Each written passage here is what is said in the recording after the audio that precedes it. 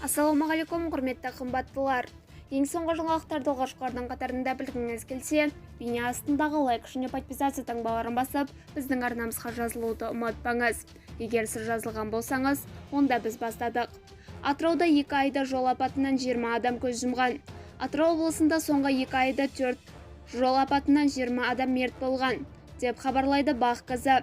Облыстық полиция департаментінің баспасөз қызметі таратқан мәліметке сәйкес, жеңіл және ауыр жүк көліктер ағынының артуымен жол апаты көбейген.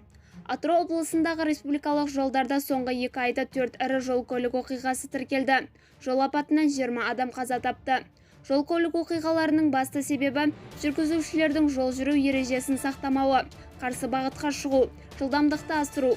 Сол себептен жол көлік оқиғаларының алдын алу үшін патрульдік нарядтар шығарылды. Алайда жолдың патрульдік полиция нарядтары кездеспейтін тұсында көлік апаты жиі тіркеліп отыр, деді ведомствоның баспасөз қызметі.